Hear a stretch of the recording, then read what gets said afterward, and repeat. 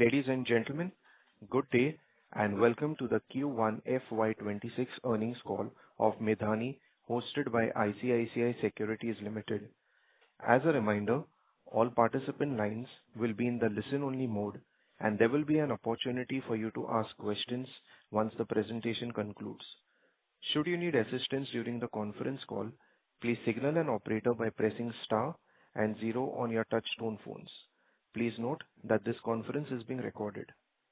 I would now like to hand the conference over to Mr. Mohit Lohia from ICICI Securities. Thank you, and over to you, sir. Yeah, hi Alric. Thank you and good afternoon, everyone. Thank you for joining us today for Q1 FY26 earnings call of MIDHANI. First of all, I would like to thank management for providing us the opportunity to host the call. From the management side, we have Dr. S.V.S. Narayan Murthy, Chairman and Managing Director, Mrs. Madhubala Kalluri, Director of Finance. So without further delay, I would now hand over the call to Dr. Murthy for the opening remarks. Thank you and over to you, sir. Thank you. Good afternoon to all the participants in the conference call. It's my pleasure to welcome all of you to this investor conference call of Mishra Dhatu Nigam Limited. Present with me today for the conference call is Mrs. Madhubala Kalluri, Director of Finance, and Mr. Babu, General Manager TS, is incidentally DPM designate, and Mr. Paul Anthony, Company Secretary. The detailed financial results for Q1 of FY 25-26 have already been disclosed, and they are all available with you. However, I would like to take a few minutes to highlight some of the key figures from the results that were achieved during Q1 of FY 25-26. To begin with, I am pleased to report that during the quarter ending 30th June 2025, MIDHANI has achieved a turnover of 170.5 crores, marking a growth of 4.31% compared to 163.45 crore recorded in the corresponding quarter of the previous year. Importantly, the value of production stood at 241.29 crore, reflecting a healthy growth of 14.47% over 210.79 crore in Q1 of previous financial year. In terms of profitability, the EBITDA over the quarter stood at 41.28 crore, a growth of 32.86% over the previous year's 31.07 crore. The profit before tax reached 19 crore, registering a growth of 112.05% over 8.96 crore in Q1 of the previous year. Profit after tax was 12.8 crore, reflecting a growth of 150.49% compared with 5.11 crore recorded in the same quarter last year. Additionally, our order book position remains robust at 1,827 crore as on 1st July 2025, and this gives good visibility for FY 25-26. To conclude, I reiterate that MIDHANI, we remain committed to supporting the strategic sectors of the nation while also enhancing shareholder value. I look forward to your questions and hope to addressing them and the queries you may have. So thank you. With these few opening remarks, I welcome all of you to the further discussions. Thank you, sir. We will now begin with the question and answer session.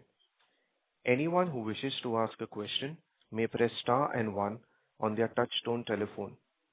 If you wish to remove yourself from the question queue, you may press star and 2. Participants are requested to use handsets while asking a question. Ladies and gentlemen, we will wait for a moment while the question queue assembles.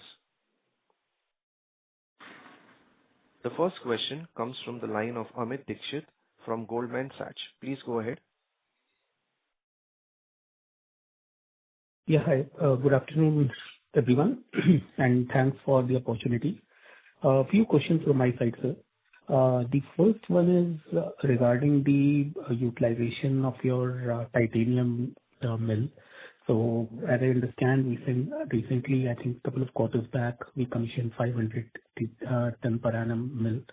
So, just wanted to understand the orders that you have currently and the current utilization of this mill. That is the first question. Okay. So, just to answer your question, We have orders for titanium. Yeah, healthy order book of titanium 441. We have order book value for 440 crores plus. So currently we are fully utilizing our facilities, and we are ready to execute orders already in hand, and we are also expecting a few more orders from other customers. So this order book is executable over how much period?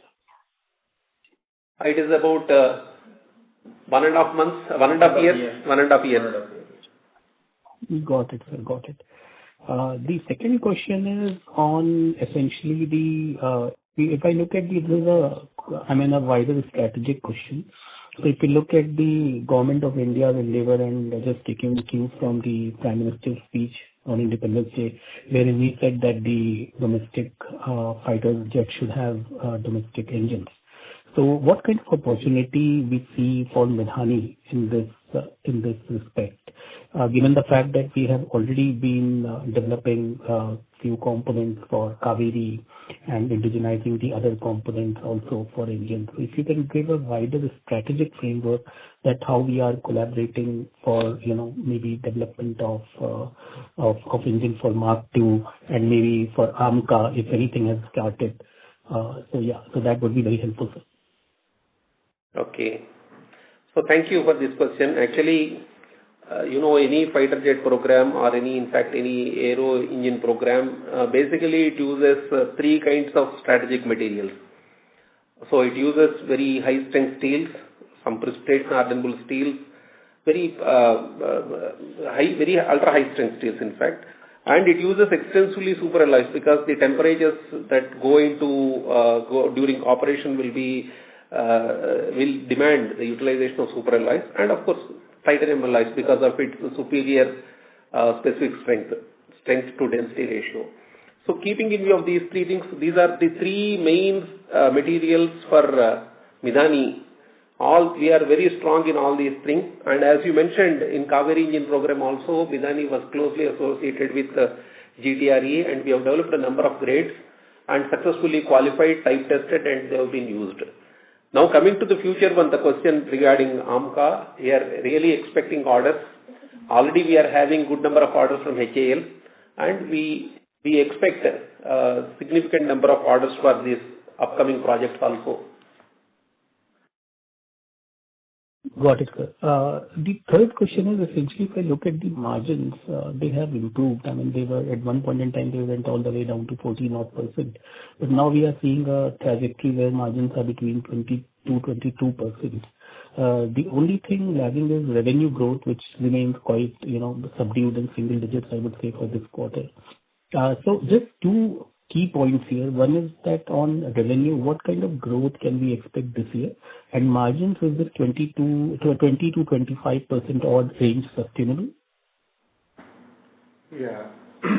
With respect to the margins, we can expect like in Q1, if we look at it, EBITDA margin is 24%, 24.22%. So we are expecting that even for Q2, Q3, the whole year, that the EBITDA margins will be at the same range between 23 to 25, we can expect. That's what we're looking at it. And with respect to the revenue growth and all, yes, as is already mentioned, that we are having a good order book. And last year we have achieved 1,074 crores turnover. And this year we are planning to achieve around 1,300 crores in minimum, but however we have a target of 1,500, we are aiming for 1,500. But internally, like we are confident that we will definitely be crossing 1,300 and we will be aiming at 1,500 also. That's great, sir. Wonderful. Another question that I had, and this is the last question from my side before I move back in the queue.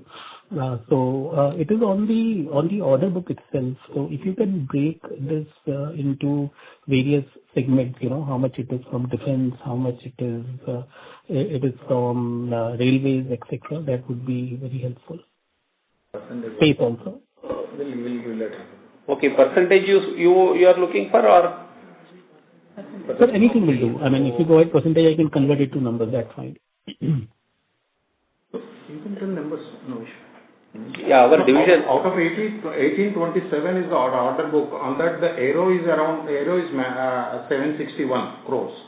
761 aero sector, and Army is also around 156. And the next highest we have naval also, we are having 422, around 420 crores like that. So presently we are having around 80% from defense only. That related to all aero, army, naval, everything. Remaining 20% only. Now presently actually we already finalized the order with the space. That may come maybe in a year, in a month or two. So then the space will go up. Otherwise, presently it is 80-20. 80 is the defense related, 20 is space, energy and other, including exports. Wonderful, sir. Thank you for very patiently answering my questions. I will get back in the queue. Thank you, and all the best. Thank you. Thank you. The next question comes from Sukrit Patil with Eyesight Fintrade Private Limited. Please go ahead.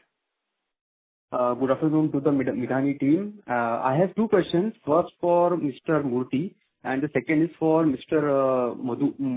Madhubala. So, good afternoon to Mr. Murthy. So, my question to you is, as MIDHANI strengthens its role in strategic sectors like defense and aerospace, how are you planning the evolution of your product portfolio, especially in terms of proprietary alloys, additive manufacturing, and export grade certifications? Is there any plan of action to transition from project-based execution to a platform-led innovation that could position the company as a global supplier of these critical materials? Yes, sir. Thank you. Okay. So thank you, Mr. Patil. So first of all, your first question is, see, we are a company with maybe about 52 years of existence and more than 40 years of production. And our core strength is our new alloy development. Basically, we have in our portfolio about 500 types of alloys, which have been exclusively designed for strategic sectors like defense, space and nuclear, out of which about 100 grades are exclusively for aeronautical grades, that is used in aircraft. And regarding proprietary, yes, MIDHANI developed many grades, and we have a number of proprietary grades, either coming from TOTs or internally developed. So our core strength is alloy development.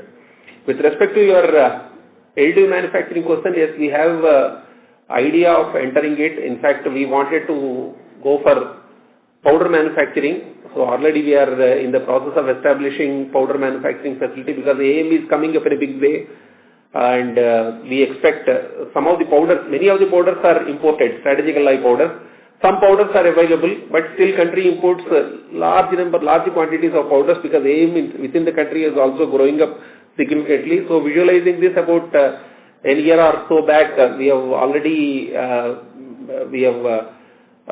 put orders for some of the equipments, and soon we will be establishing facility for manufacture of strategic powders, that is with respect to AM. And export grades, a large number of our products are getting exported to more than 20 countries we export.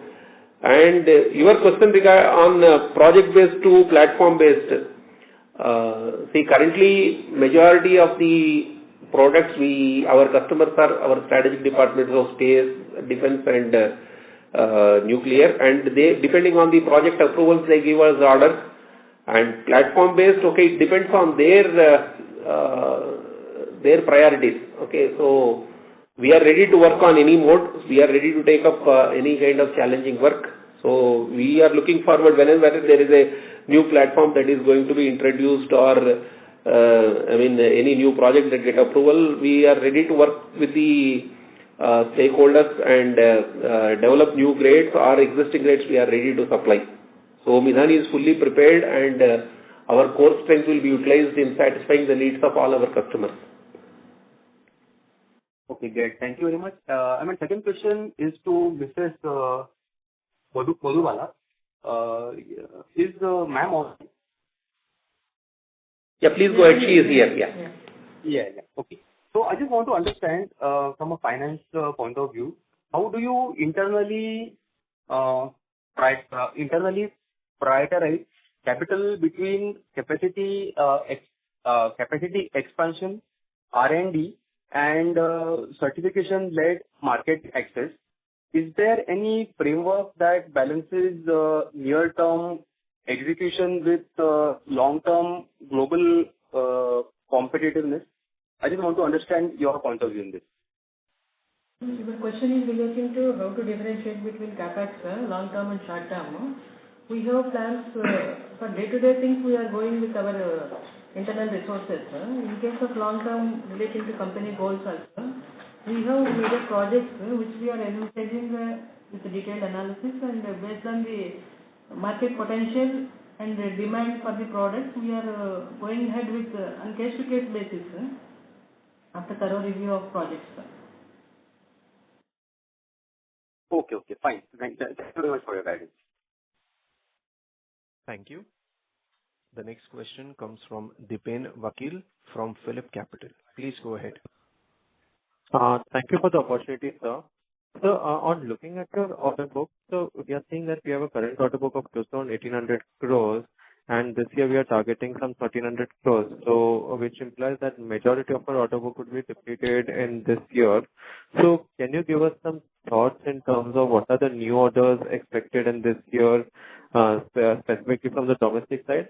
And also, if you can throw some light on the demand scenario on the international front also, since we're exporting to more than 20 countries. So, what kind of opportunities are we seeing from the export region as well? That is my first question. Yeah, thank you very much.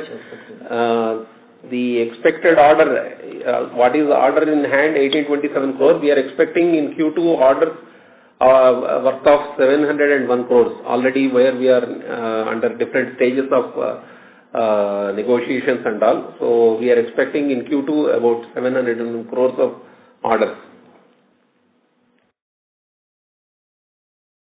Sir, and can you throw some light on the demand scenario, domestic as well as export, as to what are the opportunities that we are seeing? And because almost every country are now increasing their defense spending, so what kind of opportunities that MIDHANI also plans to target, and what kind of inquiries that they are also witnessing? Yeah, there are significant number of orders in pipeline, particularly aerospace, space, energy, missiles, naval, export. I mean, from every sector we are having a good number of orders. Particularly from space, we are expecting a significant order of high value. Aero and missile sector also we are expecting significant orders in this quarter. So hopefully they will be coming. And the export scenario also is very good because of the geopolitical seasons elsewhere, people are approaching. So hopefully we'll be able to get some good orders for exports also. So out of the 1,800 crores, what would be the quantum of export orders? 35. For exports are for 35 crore out of 1,800 crore. Got it. And what would be the key geographies for your export clientele? Okay, there are around 22 countries are there. European origin mostly. Got it, sir. Thank you so much for answering my questions, and all the best. Thank you. Thank you. The next question comes from Henel Bagadia from Equicorp. Please go ahead. Thank you for the opportunity, sir. So I hope I'm audible. Audible. I have one question. Sir, I've got a few questions. So the first is related to the white plate mill. So the white plate mill, what is the current utilization and the fixed overheads? So and going forward, as you said that as you see the ramp up in utilization, you'll also see better margins. So I mean, right now we are guiding for 20 to 25% EBITDA margins, and I think after it reaches optimum, it should be between 25 to 30%. So two parts there. So one, what are the kind of white plate are we concentrating on? Is it more towards aluminum or is it more towards titanium?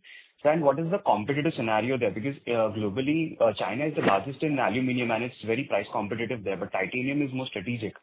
And as our current titanium capacity is almost fully utilized, so if you ramp up the white plate mill, you'd need more titanium. So I mean, where would you go on the capex side for titanium, and some more clarity out there.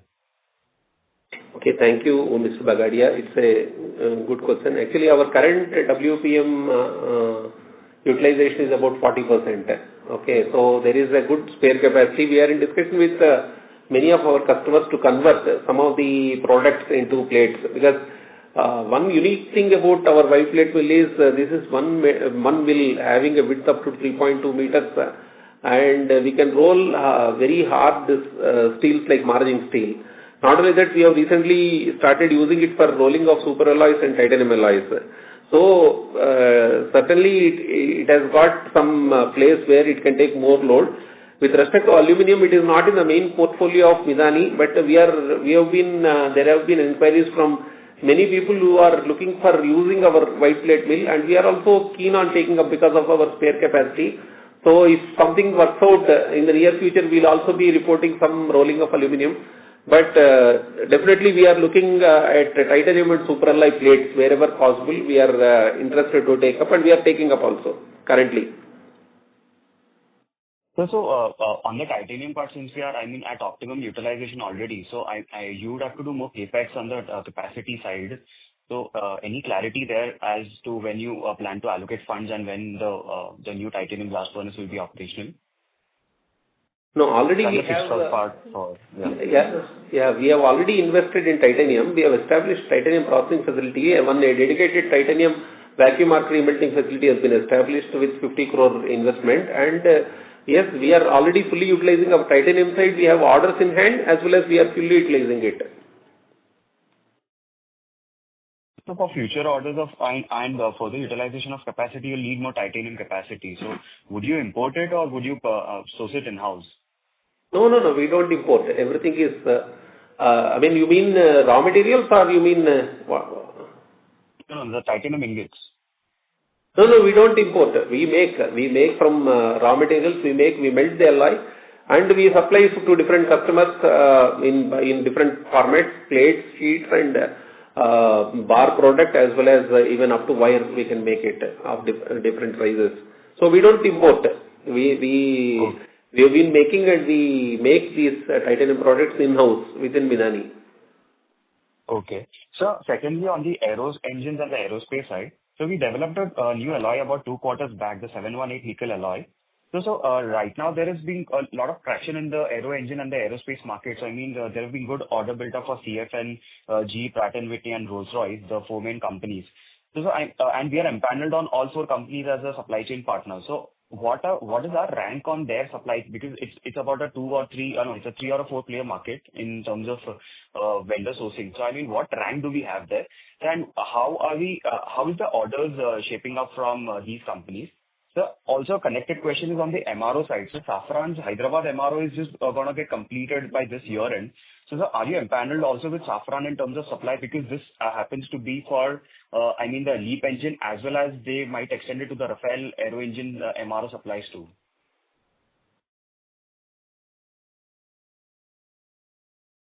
Hello? Sir, please go ahead with the answer. Alloy 718 is one of the most important super alloy in this kind of category for high temperature applications. It's used extensively where materials are required to be used up to 650 degrees Celsius, and MIDHANI is leader in this class of material. So we make these super alloys, and we supply to right from ISRO, DRDO, many customers we supply this material. And you mentioned Safran and all. There are many foreign customers who come and ask for audit of our plant, and we work with them closely, and we are expecting exports from these very niche customers, and because they are in touch with us to give orders, and hopefully in a quarter or 2 we'll be able to close the deal with some of these customers, foreign customers. So are we empaneled with all the 4 engine makers, the top 4 engine makers? No, we are in discussion with them, and some of the people already we are supplying also. Okay. So one more, this is the last question before I get in the queue. So regarding the ultra high megawatt power plant, so we had some products for supplies. So I mean, right now the government is as I think so they have released funds and they are pretty active in getting the plants. So are we seeing orders there because we've got a certain super alloys which is there, which is being used for the advanced supercritical application. So if you could just allude, I mean, are the orders flowing in, or do you see more time for the orders to come in?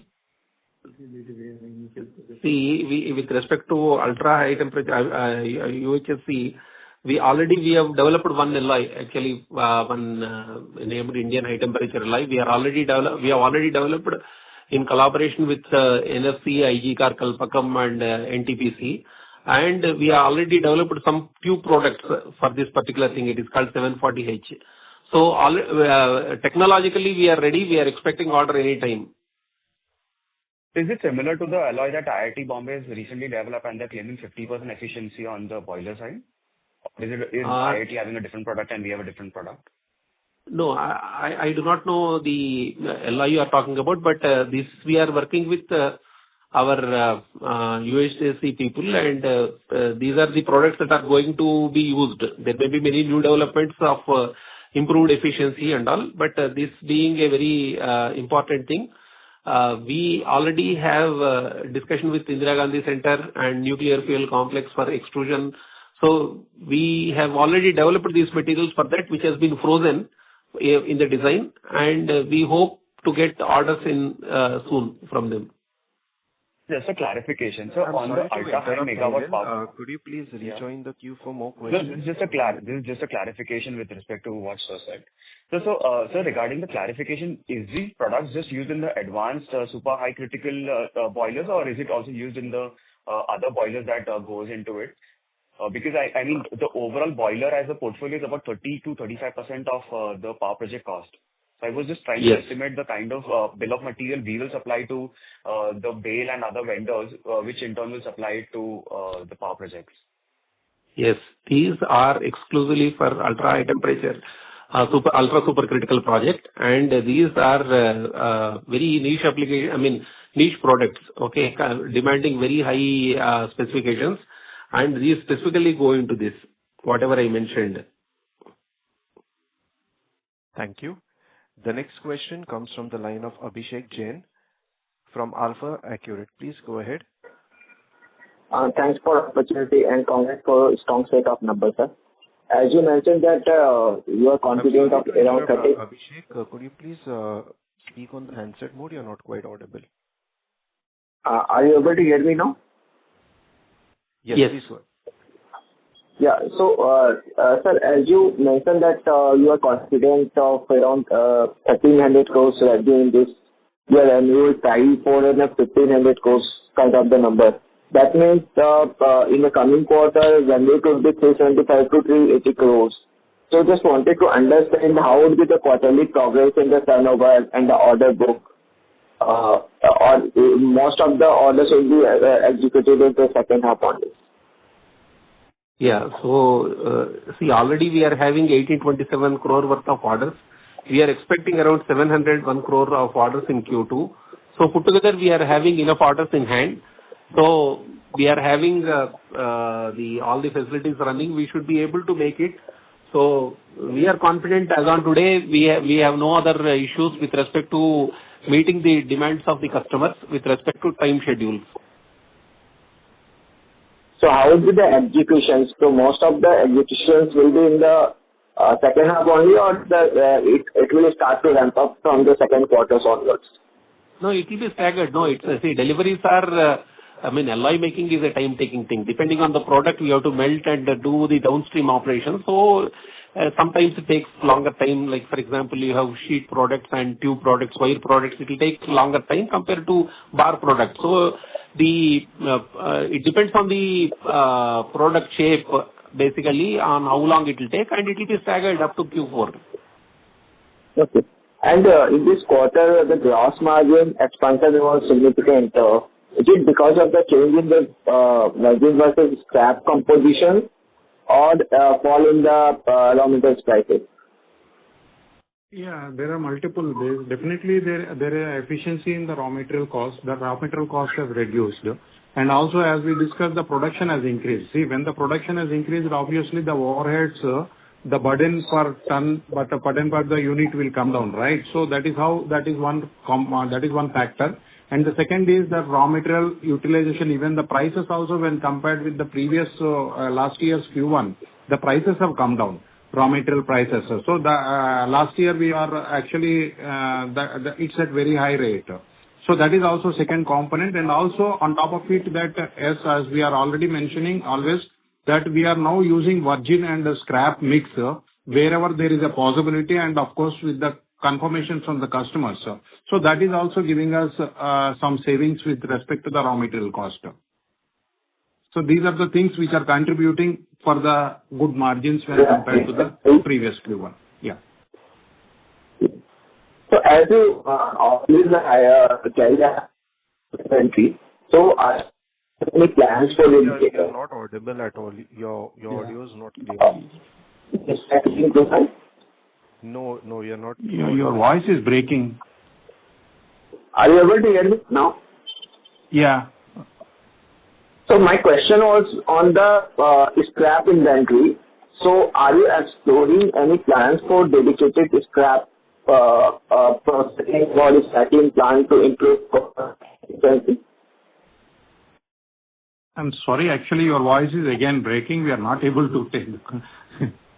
Hello? Hello? Hello. Are you able to hear me now?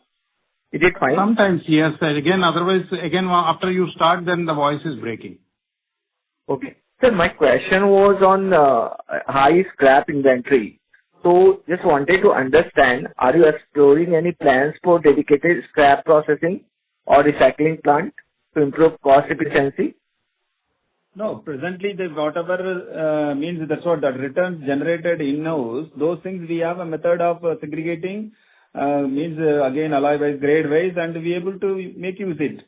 So there is no any separate scrap processing like any maybe separate only people who is dealing scrap, they may need such type of thing. Here, whenever we are manufacturing batch, when we are taking up one alloy, we'll be continuing with that and separately we are keeping it and tracking and again we are using it. In wherever required, the cleaning part that we are taking care. There is no separate scrap processing unit is required. Okay. And my last question on the your orders with the HAL. Can you throw some more light on the size and the durations and the potential for the repeat order? Okay. So we are currently having our orders with HAL are for super alloys, basically steels and super alloys and titanium alloys. So we are in the process of executing, and once the orders are completed, there is a possibility. So depending on the orders they get from their indenters, whenever they are getting for more aircraft or anything, similarly they will put orders with us because these are all the regular grades of MIDHANI. They come back to us. So it depends on how many orders they get, basically. And what is the size with of the current orders with the HAL? Total, it will be around 750 crore. Total orders. 750. 750, yeah. Okay, sir. Thank you, sir. That's all from my side. Thank you. Thank you. Thank you. A reminder to all participants, you may press star and 1 to ask a question. The next question comes from Venkatesh from Logic Tree Consultant. Please go ahead. Good afternoon. Thank you for the opportunity. So I have two questions. Question one is, you indicated the order book, present order book and the possible orders you'll get in Q2. But mine is a slightly long-term vision. So considering the big opportunity across sectors, both on the domestic and export side, if I have to take a 3 to 5 year view on MIDHANI, what is the kind of internal vision that you have? So what is the broad number that we can look at as a company if you want to stay invested for 3 to 5 years? Yeah, thank you for your question. Actually, okay, this is internally we usually discuss. So we are having both short-term targets as well as long-term targets, both with respect to capex as well as the production. So we are expecting in a time period of about 5 years, our targets will be around 2,000 crores. That is the target we are looking at. from the current 1100 crore approximately. We want to go to 2000 crore in 5 years.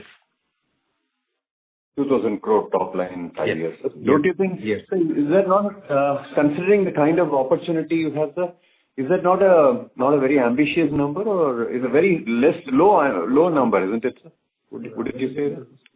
See, with the existing facilities, it's a different kind of market altogether. Okay, so these are exclusively, these are strategic materials, and with the available facilities, including some of the new facilities that we are going to augment in 3 to 5 years time, I'm giving these figures. These are not, these are, see, in strategic sector, what happens is the quantities are small and the numbers are large. See, it is a different thing. It is not that we are producing like a steel plant, a regular steel plant. Here, number of grades will be like in an aircraft, number of grades will be too many, and quantities are small. And the required quality is very, very high. So these things put us in this bracket. I think 2000 is what we are looking for. If it is more, I do not know. We can. This is the current achievable target. That is what we feel. Okay, sir. Great. Second question, sir. In your annual report of last year as well as this year, one of the key words that you use is global supply chain linkages, and which is both required for bringing in as well as taking it out. Do you see a possibility? Is that your greatest challenge, which is getting the global supply chain linkages? Can you elaborate on that, please? Yeah, this is one important challenge because many of the raw materials that we use for making the alloys are imported. And because of the global chain disruption, sometimes it happens that some of these raw materials that go into production of materials, alloys, are not available in time. So it will put stress on us sometimes. So suppose, say, for example, some materials or some master alloys are not available, or some pure elements which we use in this manufacturing of these nickel-based super alloys, they are not, even one element is not there. Like typically a super alloy consists of 6 to 7 elements. Absence of any one of the elements is going to be a critical thing. And one of our objectives is also to develop some domestic market, but it takes time. It will not happen immediately, because these are all very heavy investments are required for making these elements. Okay, whatever we import, if we want to make it within the country, it takes time. So short term, yes, we want to meet the targets, and long term, we want to have some collaborations and all, or how to recover maybe some of these alloying elements if they are possible to recycle and use. That also we are looking.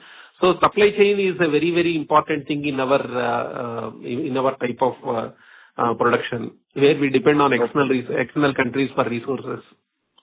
Okay, sir. Okay, sir. And the current order book of 1,800 crore plus what you are indicating in terms of orders coming in this and next quarter, what would be the execution time frame for this, sir? If I say for the 1,800 plus 600 that you are projecting? Yeah, something like 1.5 years. It will take 1.5 years is the execution time. Sir, which means I'm trying to corroborate my study, which is 1,800 plus 700. If you are able to execute it even in 2 years, maybe we will reach our ambition faster, isn't it, sir? Yeah, it is possible, but it all depends on, one problem is we should have smooth supply of raw materials. So if we are able to get, it should be possible, as you told. Good number of orders in hand. So your statement will be correct, provided there will not be any hindrance. Because sometimes we are finding it difficult to get import certain critical raw materials. That's why we have told like that. Got it, sir.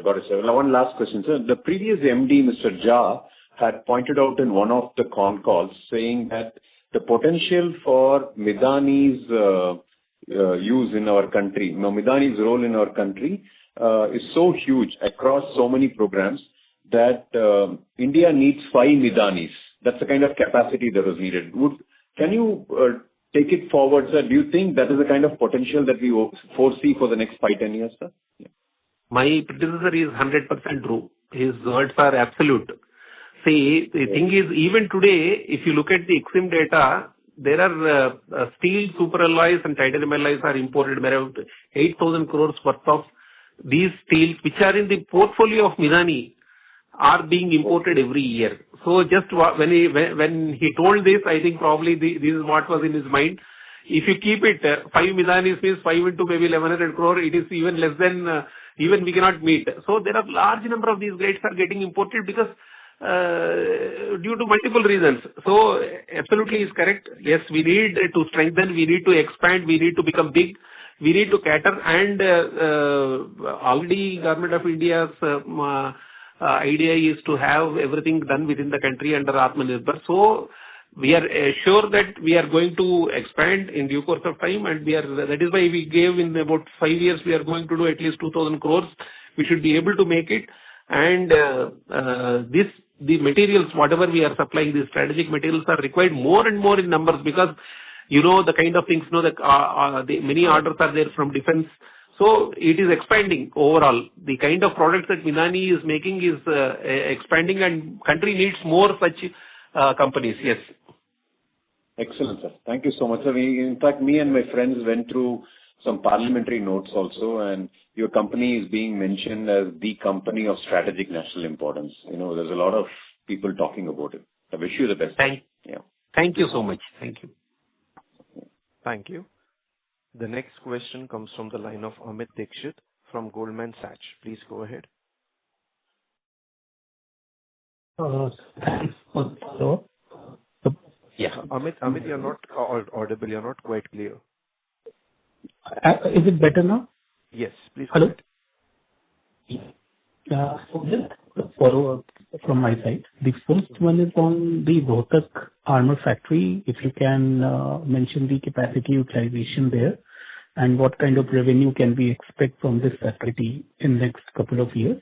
Also, a related one on this is that now LCH order has been given to HAL. Okay. See, with respect to... Yeah. You are done? Yeah, that is the first question. Yeah. So with respect to the Rohtak, yes, we are having two products from Rohtak, basically vehicle armoring and body armoring. So with respect to vehicle armoring, we are having good number of orders. Okay, we are having that bulletproofing of vehicles. So we are having good orders from respective police departments, state police departments, as well as central police forces. And with respect to body armoring, yes, we are having some of the orders. We are already So we are having a TOT, technology transfer, from Baba Kavach. That is one, and we are also looking at Abed. Okay, another TOT. So orders are expected. We got an order for bulletproof jackets from one of the state police departments. So we have to expand. There is still, it is not up to the mark, but still we are looking for some expansion in that and getting orders to execute. And with respect to LCH order to HAL, so we are yet to get some good orders in this area. Does that answer your question? Okay, sir. Yeah. The second question is on your value production. So if you can let us know the imported content in that value of production, and what kind of steps are we taking to bring it down, and this imported products. I know there are a lot of things not within your control because some of these materials are not produced in India.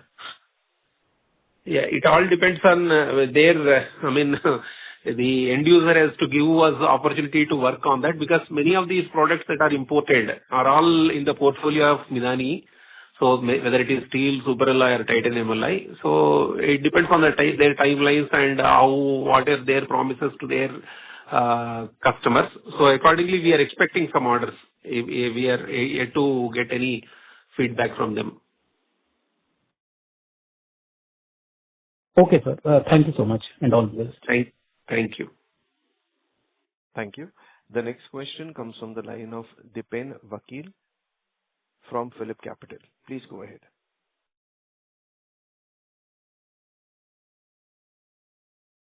Dipin, please go ahead with your question and unmute yourself in case if you're on mute. Yeah. Hi. Thank you for the follow-up opportunity, sir. So my question is on the lines of your supply chain. You mentioned that a lot. What would be the raw materials that you're currently importing, and also the raw materials which are easily available from the domestic region? So can you throw some light on that? Yeah, something like 75 to 80% of the raw materials we import, because these raw materials, India is not having the mineral resources to produce the kind of material that we are using for making superalloys, like for example nickel, cobalt, moly, tungsten. These things we import. So maybe 75 to 80%. But there are alloys there are materials which we use domestically also. So, but significant part of it is coming from import, pure elements. Got it, sir. Thank you so much. Thank you. The next question comes from the line of Gopi Krishnan, an individual investor. Please go ahead. Yeah, am I audible? Yeah, audible. Please go ahead. Yeah. Okay. Yeah, I have only one question. The revenue sales is 168 crores. So I would like to know what is the production charge against this sales? Value of production charge against this sale of 168 crores. BOP. No, BOP is 240. No. What is the value? Yeah. The value of revenues per cube. Sorry. Please go ahead. Actually, total, I understand what is the total value of production for the quarter, but what is the value of production charged against 168 crores? Just to approximate figure. Okay. Against 168 invoicing. Okay. So that is 100 and around, just a minute. We are 110 crores. So 110 crores of production has generated for you 168 crores. 110 crores is the raw materials that have been used, and this 110 crores consists of virgin raw materials which we have used. And also some scrap we use it, right? So this is the virgin raw materials 110 crores. No, my question is specific, not regarding material. I'm talking about you have mentioned that 241 crore is your value of production. So Okay. what is the value of production charge against 168 crores? Input. Then you invoice 168 crores to the client. How much is the value of production against that? 168. Where from that one? Where the 168 has come? Are you talking about revenue? Revenue. Okay, Yeah. 170. Okay. 170. Okay. 170 is okay. 170. Yeah. It's okay. Fine. So that around that will contribute around 60%. 60% is the value of production. Correct. So that means 40% you're making. That means. Yes. The other things will be there. The other overheads will be there. Like employee costs will be there. Consumables will be there. Approximately, you're telling 60% of 170 crores is charged against this. Yes. As value of production. Yes. Because on top of the raw materials, there will that is only the raw material consumption I talked about, right? On top of it, there will be a scrap consumption. There will be the expenditures like employee expenses, other overheads like consumables, power, repairs. So many things will be there. All those finance costs will be there, depreciation. So many things. Yeah. Okay. And also one more question: is there any seasonality in production for MIDHANI? Always it's quarter one is lower and quarter four is higher. Is there something like that? I'm talking about production. There is, Yeah, there may be last quarter may be little more aggressive compared to other 3 quarters. Maybe if you look at the previous quarter results also you can find. Always it's like that. But is there anything like that, seasonality for production, not sales I'm talking? No, nothing like that. Okay, maybe more running in the last quarter to achieve the targets. Okay. That's all from my side. Okay, thank you. Thank you. Thank you. The next question comes from the line of Henal Bagadia, with Equicorp. Please go ahead. So thank you for the opportunity again. So I just got two quick questions. So one is, since the raw material prices have come down compared to last year, so is there any upward revision on the gross margin and EBITDA margin guidance you plan to make?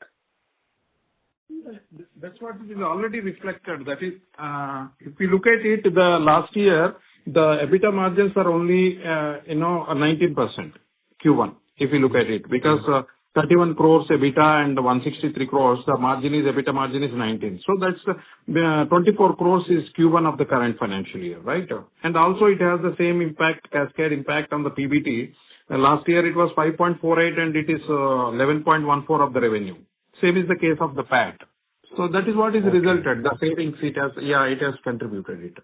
Last year it was affected. So on the RM side, are we fairly diversified in terms of procurement? Because I mean, on cobalt, I think so, DRC has still extended their export ban. So are we fairly comfortable in terms of supplies? Raw material procurement, we are going as per the orders available. That is a continuous process. We are keep on procuring raw material as per the requirement and considering the market trends also. Procurement is a continuous process. Okay. And the last question, sir, if you could also explain, so we've got a product for bulletproof jackets called Kavach. So how different is it from technical textile product, which is manufactured by a few textile players, which is also a bulletproof jacket that is used? So because there was a large opportunity in terms of getting orders from state and central police departments, but I think so the ramp up of the number of orders that you received has not been in lines with our expectations. Yeah, probably your statement may be true. See, the normal textile and this thing is different because you are having bulletproof jackets have different layers of materials consisting of some polymeric materials and ceramic materials which will be resistant to firing bullets. So it's a technology and you have to get it in the right form. The interface have to be good, interface between the polymer and the ceramic. So the technology is available. It is called the Kavach. So what you are referring is called a Baba Kavach. We have taken a TOT from BARC and we are working on that. We are also in the process of taking a TOT from IIT Delhi. It is called Abed and we are working with them and we are doing the initial processing of some of the jackets.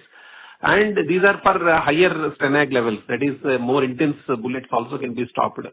So as you told, yes, once these things are established, we will be going and we should be getting orders in next few quarters once these are established. Thank you very much, sir, and all the best to the team. Thank you so much. Thank you. Ladies and gentlemen, that was the last question for today. I would now like to hand the conference over to the management for the closing remarks. So thank you. It's been a wonderful experience. Thank you once again for all our investors for joining today's conference call and for all your continuous trust and support on MIDHANI. We are proud of what MIDHANI has accomplished in Q1 of FY 25-26. And as we move to the next quarter, I am confident that with our strong order book, particularly the expected 701 crores from Q2, I think we can have a sustained growth. If you have any further questions, you can please call our company secretary. We wish you from MIDHANI side a pleasant day. Thank you, sir. Ladies and gentlemen, on behalf of ICICI Securities Limited, that concludes this conference. Thank you for joining us and you may now disconnect your lines.